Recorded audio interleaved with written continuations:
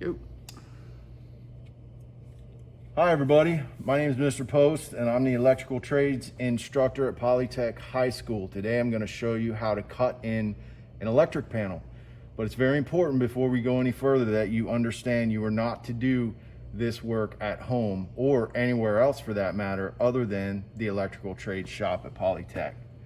So first thing I want to show you is we're going to assume that this is a panel and on one of your projects and you've pulled your feeds into the panel, you secured them at the metal connectors. Remember, you can have up to two Romex cables through one metal connector. Any more than that and it's a code violation. First thing I want to do is I want to take the sheathing off.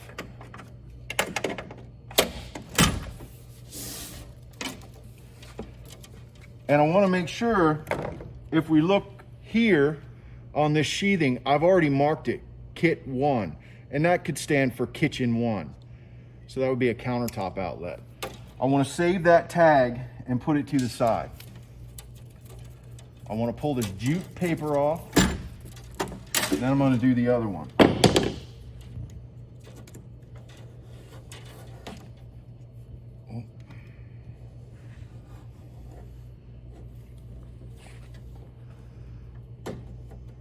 It seems my knife is not very sharp.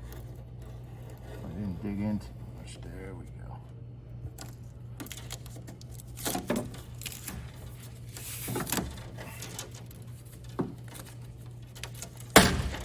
Okay. Same thing here. This is marked BB heat, which is short for baseboard heat. Again, I want to save the tag for use later.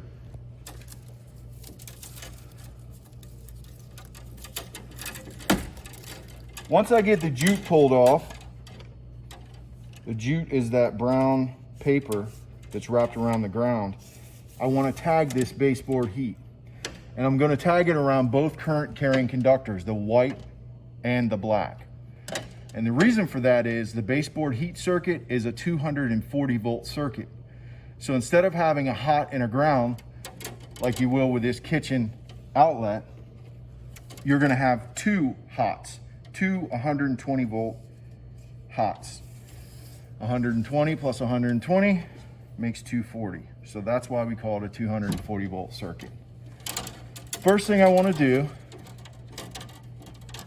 is I want to get my feeds rather, up and out of the way, and I want to land my grounds. So it's very important that you're neat when you're cutting in a panel. And the reason for that is if this were in a live situation at a house or a school or whatever, you would have 40 circuits in a panel. And if you're not neat when you cut in your panel, what ends up happening is there's so much wire that kind of bulges out of the panel that it's hard to get the cover on.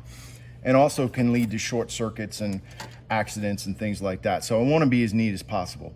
So I take my two grounds and I push them up in the top of the cabinet like that, as far back as I can get them. Next thing I want to do is I want to come down to this ground bar. You have two ground bars in this particular panel. This is a ground and this is a ground. And then we have neutral bus bars in the middle. So neutral's here, ground's here. Next thing I want to do is I want to turn my ground wires, and then I want to cut them so I have just enough to enter those terminal screws on the ground bar.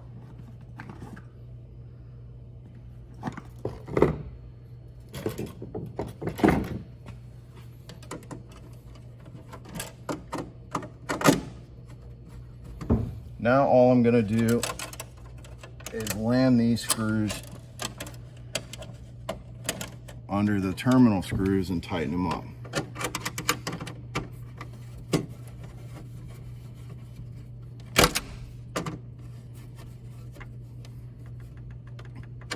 After you do that, you want to give them a little bit of a pull to make sure they're not going to come out.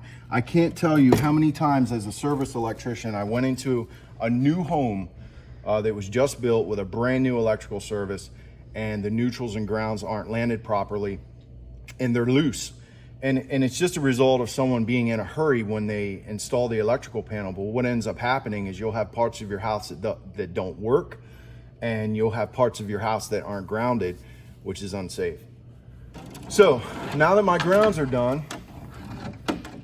I want to go back to my 2 feeds. And remember, I have a 240 volt baseboard heat feed, and then a 120 volt kitchen appliance, or could be any kind of standard duplex outlet.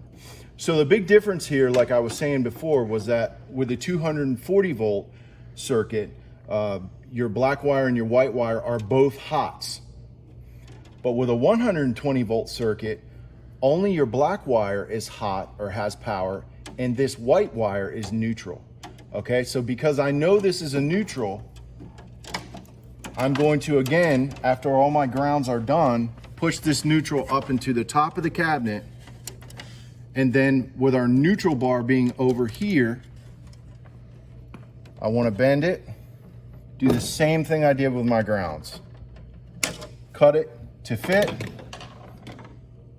but this time I'm going to strip a little bit of wire out.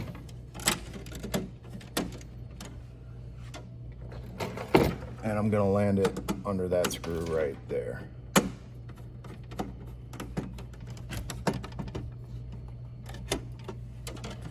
Give it a pull, it's nice and tight. We're done. Neutrals and grounds are landed. Okay, so code tells us if you're gonna use, back to this 240 volt baseboard heat circuit, code tells us if you're going to use a white wire as anything other than a neutral, you have to mark it. And the way that we commonly do that is by marking it with tape. And the purpose of that is to tell, well, remind yourself and any other person, any other electrician that's working in that panel, that this is not a neutral. And we do that by taking this electrical tape, black electrical tape, and wrapping it lengthwise around the wire. Just like that. Next thing I want to do is I want to install my breakers. So with a 240 volt circuit, first of all, I have 2 types of breakers. I have a 120 volt breaker, the skinny one, and then a 240 volt breaker.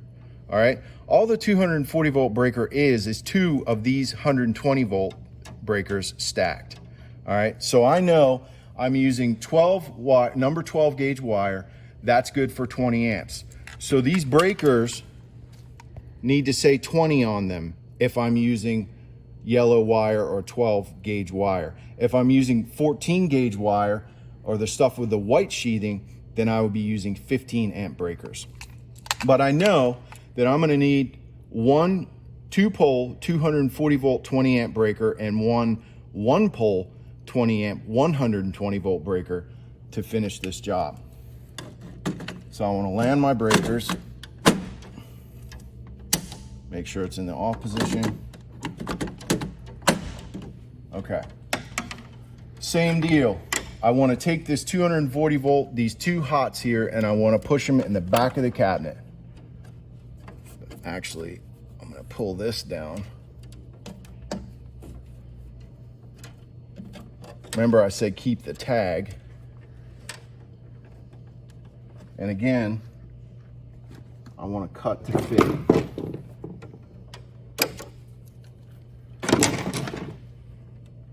Strip out about 1/4 inch off the end.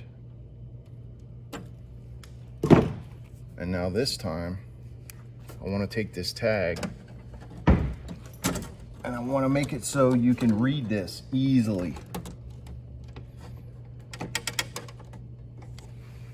So it should look something like that. And the idea is that anybody in the future can take your panel cover off and look and know exactly what all of your circuits do.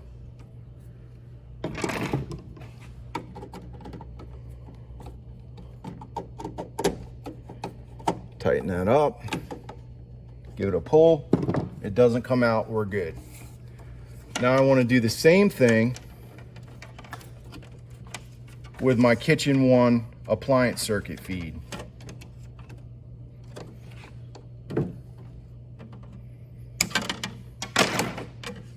cut it to fit, strip about 1/4 of an inch off the end, land it under the breaker terminal.